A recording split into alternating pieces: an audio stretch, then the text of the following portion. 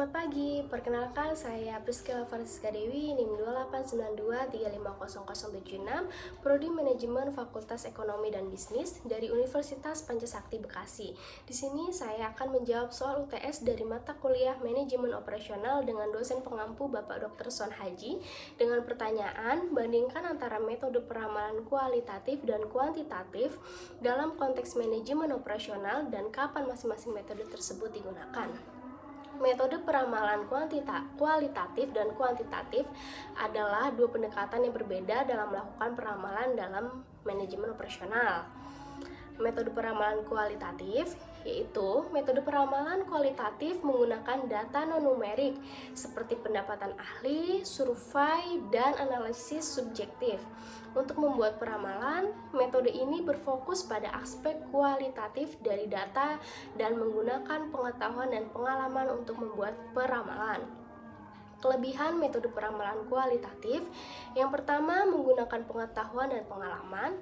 Metode peramalan kualitatif menggunakan pengetahuan dan peramalan dari ahli dan praktisi untuk membuat peramalan. Kedua, dapat menangani data yang tidak lengkap. Metode peramalan kualitatif dapat menangani data yang tidak lengkap atau tidak akurat. Yang ketiga, dapat mempertimbangkan faktor-faktor non-numerik. Metode peramalan kualitatif dapat mempertimbangkan faktor-faktor non-numerik seperti perubahan kebijakan pemerintah atau perubahan perilaku konsumen. Sedangkan kekurangan metode peramalan kualitatif yang pertama subjektif. Metode peramalan kualitatif dapat subjektif dan tergantung pada ahli atau praktisi. Yang kedua, tidak dapat diukur. Metode peramalan kualitatif tidak dapat diukur secara objektif.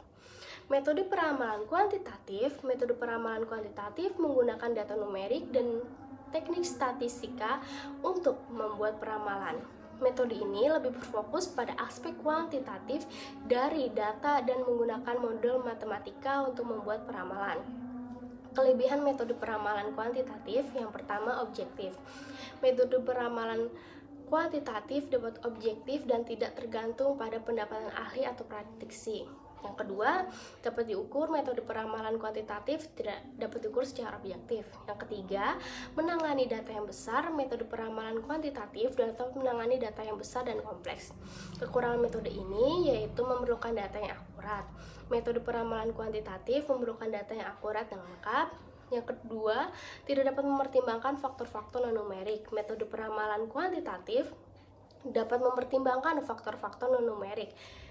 Lalu kapan masing-masing metode ini sebaiknya digunakan?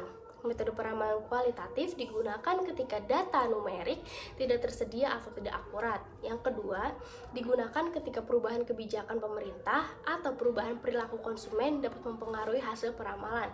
Yang ketiga, digunakan ketika pengetahuan dan pengalaman ahli atau praktisi sangat penting dalam membuat peramalan. Kedua, metode peramalan kuantitatif digunakan ketika data numerik tersedia dan akurat, digunakan ketika hasil peramalan dan diukur secara objektif, digunakan ketika data yang besar, kompleks, dan dianalisis. Dalam prakteknya, kedua metode peramalan dapat digunakan secara bersamaan untuk memperoleh hasil peramalan yang lebih akurat. Mungkin itu jawaban UTS dari saya, kurang lebihnya dimohon maafkan. Selamat pagi.